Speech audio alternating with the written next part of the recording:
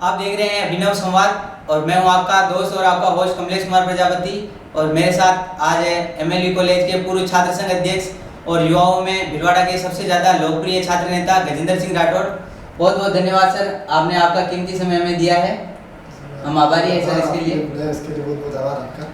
ठीक है सर, मेरा सर पहला आपसे यही सवाल है कि क्या वजह थी कि सर आपके जीवन में ऐसी कौन सी घटना हुई जिसकी वजह से आप राजनीति की तरफ आए या छात्र सेवा को ही आपने चुना? मैं प्रथम वर्ष से फर्स्ट ईयर से ही एनसीसी में रहा और खेल गतिविधियों में रहा, तो इसके कारण आम छात्र से मेरा जुड़ाव रहा। तो उनकी समस्याओं के समाधान के लिए मुझे ये काम छात्र सेवा के लिए मुझे प्रयास करने पड़े। और छात्र एक बार क्या है कि मेरे साथ एनसीसी के जो विद्यार्थी थे तो उनकी छात्रवृत्ति कई लंबे समय से अटकी हुई थी, इसलिए विद्यार्थी शिक्षा लेने में उनकी समस्या आ रही थी। तो उनके समाधान के लिए मैंने एक आंदोलन चालू किया और धीरे धीरे इस प्रकार से प्रयास करता था। तो सर जैसे सर आपके हम जानते हैं सर, आपके जो पिताजी है वो एक व्यापारी है, आपके बोरवेल का जो बिजनेस है, तो सर आपने आपके पिता के व्यापार को न चुनकर छात्र सेवा को ही क्यों चुना? हमारे ग्रंथों में और यहाँ तक कि मेरे पिताजी भी हमेशा ही रामायण घर पर ऐसा एक परिवेश मुझे मिला महाभारत का, और मेरी माता जी से मुझे बहुत कुछ सीखने को मिला। परोपकार सबसे बड़ा जीवन है, दूसरों के लिए जीवन को जीना वास्तव में एक सार्थक जीवन है। इस धरती पर सैकड़ों लोग आए और मर गए, कुछ कितने भी धन कमा लो, सब कुछ कमा लो, पर वो साथ में लेकर के नहीं जाते। जो हमने अच्छे कर्म किए वही हमारे अंत में जब इस संसार को छोड़ कर जाते वही हमारे काम आते हैं, और सेवा का भाव के कारण मैं उन सबसे जुड़ा।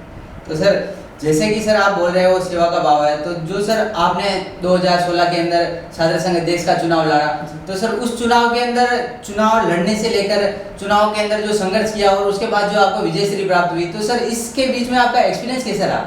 जब मैं एमएलयू कॉलेज के अंदर पढ़ाई के लिए गया, फर्स्ट ईयर के अंदर प्रवेश लिया, तो वहाँ क्या जब मैंने देखा तो बहुत ज़्यादा जातिवाद का बोलबाला था।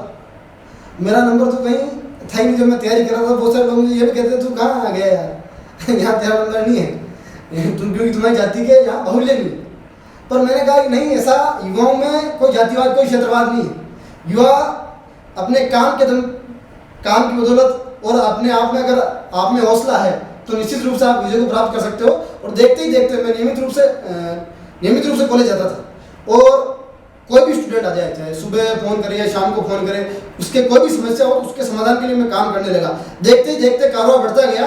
और एक बार जब मैंने पहली बार विद्यार्थी परिषद से टिकट मांगा, पहली बार मुझे मौका नहीं मिला, मेरे किसी अन्य भाई को मिला। लेकिन जब दूसरी बार मैंने ये प्रयास किया और सैकड़ों विद्यार्थी मेरे साथ सड़कों पर उतर आए और मेरे लिए प्रयास करने लगे। विद्यार्थी परिषद ने मुझ पर भरोसा किया और मुझे टिकट दिया।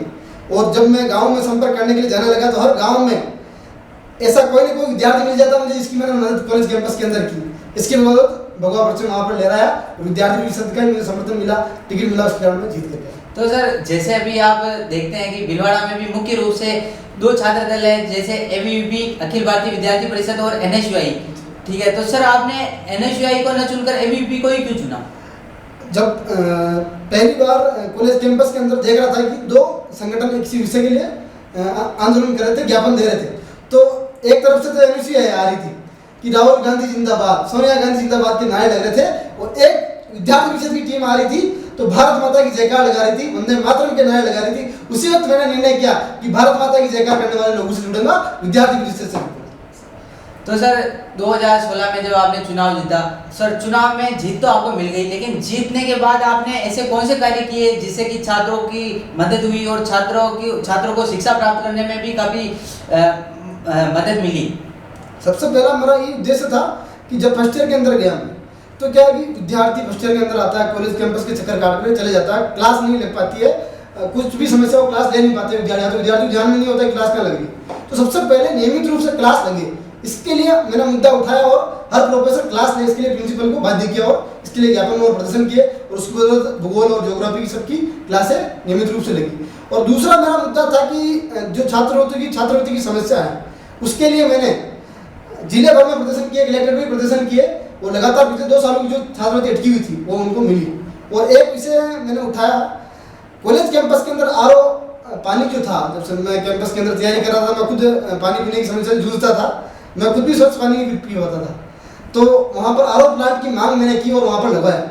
और दूसरी मांग ये थी कि विद्या के मंदिर के अंदर विद्या की देवी माँ सरस्वती का मंदिर हो, उसके लिए मैंने प्रयास किया और आज वहाँ पर कैंपस के अंदर माँ सरस्वती माता का मंदिर है। और उनकी इसके अलावा बाहर भी स्कूलों जो 1st से लेकर के 12th तक की जो स्कूलें हैं उनकी समस्या के लिए भी मैंने काम किया। जब 12वीं के विद्यार्थी की छात्रवृत्ति नहीं आई तो हर स्कूल से विद्यार्थियों को बुलाकर उनकी छात्रवृत्ति के लिए मांग की और उनको समस्या का समाधान किया। जो सर आज का जो हम परिवेश देख रहे हैं इसके अंदर महिलाओं के प्रति अत्याचार काफी बढ़ चुके हैं, लेकिन सर जो आपके यदि आपके ग्रुप को देखे या आप जब छात्र संघ चुनाव लड़े तो आपको सर महिलाओं को बस बहुत ही ज़्यादा समर्थन मिला था। जो महिला छात्रा मतलब जो छात्राएं थी छात्राओं ने बढ़ चढ़कर आपके चुनाव में हिस्सा लिया और आपकी मदद की। तो सर आपने छात्राओं के लिए क्या कार्य किए? जहाँ पर भी मुझे ध्यान में आया किसी भी बहन का एक घटनाक्रम है पटेल नगर का, उस बहन का नाम नहीं लेना चाहूँगा, रक्षाबंधन के दिन उसका फ़ोन आता है कि भैया ऐसे मेरे घर पर गुंडे मेरे साथ धक्का मुक्की करके और मेरी मम्मी के साथ भी मारपीट करके घर से भाग जाते, हमला करने पर भाग जाते हैं। तो जैसे ही मुझे ध्यान में आता है किस्मत से उसी दिन रक्षाबंधन का दिन था, तो कहीं ना कहीं ज्वार मेरे मन में भी आया कि आज इस बहन के साथ इस प्रकार का घटनाक्रम होना अपना रहना ही व्यर्थ है। छात्र राजनीति के अंदर जो छात्र सेवा जो कर रहे हैं वो करना व्यर्थ है कि इससे न्याय न दे। तो उसी वक्त मैंने सभी विद्यार्थी कार्यकर्ताओं को मेरे साथियों को इकट्ठा किया, लगभग 100 कार्यकर्ता एकत्रित होकर के उस मोहल्ले में उस क्षेत्र में जाकर के आते हैं और घर घर पर एक वहाँ जाकर के उसको खोजते हैं जिसने इस प्रकार की घटना की और थाने में एफआईआर दर्ज कराते हैं। और उसी रात को तुरंत सीआई उसको पकड़ करके लेकर के आता है और उसकी गिरफ्तारी होती है और उसको सजा मिलती है। उस बहन ने जो धन्यवाद ज्ञापित किया उससे मुझे बहुत अच्छा लगा और मुझे मेरे मन में प्रेरणा आई कि मैं हमेशा इन बहनों के लिए काम करता हूँ। जैसे सर हम देखते हैं कि अभी जैसे बहुत सारी घटना हुई है, जैसे एक अभी लेटेस्ट एक घटना थी जिसमें सर एक बच्ची की मौत हो गई थी करंट लगने की वजह से। तो सर आपने वहाँ पर प्रदर्शन किया, धरना दिया, आपने लाठियाँ भी खाई, आप हवालात में भी रहे। तो सर उसके बाद रहने के बाद क्या उस महिला को न्याय मिल पाया? जी, उसके लिए सभी विद्यार्थी परिषद के कार्यकर्ताओं ने प्रदर्शन किया और उसको न्याय मिला और सामने वाले जो विभाग है उस पर भी जांच जारी है, कार्य चल रहा है। सर जैसा कि हम देखते हैं कि आप इंस्टाग्राम पे भी काफ़ी पॉपुलर है, आपके 11,000 फॉलोवर है। तो सर आपको कैसा लगता है कि जब आपको इतने लोग जानते हैं, आपको पहचानते हैं, आपको प्यार करते हैं? ये सब तो फॉलोअर्स ऐसा कुछ भी नहीं है। वास्तव में आनंद तो जब आता है जब किसी समस्या का समाधान करते हैं और जब समाधान होने पर जो सामने वाला व्यक्ति धन्यवाद ज्ञापित करता है वो सुन करके जो आनंद आता है वो वास्तविक आनंद है। और वास्तव में मैंने पहले बताया कि परोपकार के लिए काम करना फॉलोअर्स का उद्देश्य नहीं है हमारा, परहित के लिए काम करना ही मेरा उद्देश्य है।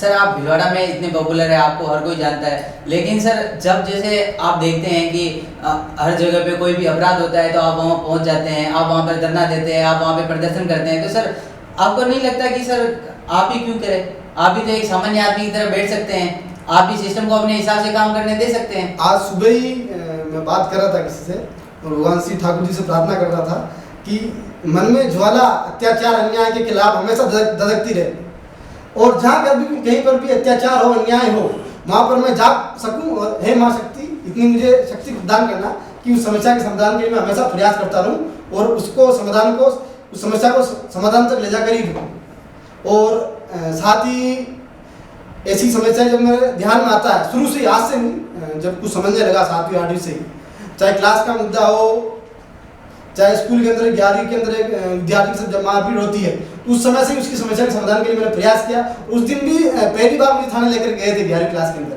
उसकी समस्या का समाधान जब मैंने किया तो तब से लेकर के मैं प्रयासरत हूँ। और आज भी जब भी कभी भी किसी मित्र का या किसी जानकार का व्यक्ति का फोन आ जाता है कि समस्या है तो अभी कल परसों ही ओम जी के साथ, हमारे मित्र के साथ जाकर के आए और समस्या का समाधान करके आए।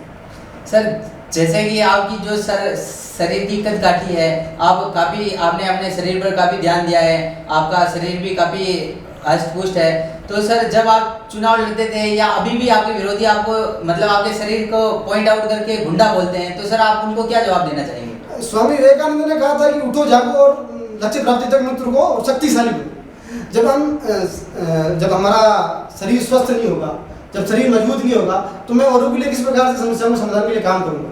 इसलिए सबसे पहले हमारे शरीर को स्वस्थ और मजबूत होना आवश्यक है और सुबह उठ करके नियमित रूप से मैं व्यायाम करता हूँ, इसी कारण है।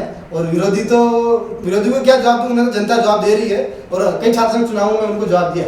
जैसा कि सर अभी पिछले आप 2 चुनाव की बात करें तो मतलब 2018 वाले चुनाव में शंकर लाल जी गुर्जर जीते थे, उसके बाद अभी वर्तमान में जो विजय पाल सिंह है वो भी आपकी पार्टी के हैं। तो सर अगले जो इस साल चुनाव आ रहा है छात्र संघ अध्यक्ष का, तो सर उसके अंदर छात्र संघ के चुनाव में क्या इस बार भी अभी भी जीत पाएगी? जी निश्चित रूप से भगवा परचम लहराएगा, क्योंकि इसका कारण एक ही है कि विद्यार्थी परिषद का कार्यकर्ता 365 दिन कॉलेज कैंपस में विद्यार्थी की समस्याओं के लिए काम करता है। इसकी बदौलत विद्यार्थी परिषद जीत के आ रही है और आने वाले समय में भी निश्चित रूप से भगवा परचम लहराएगा और विद्यार्थी परिषद जीतेगी।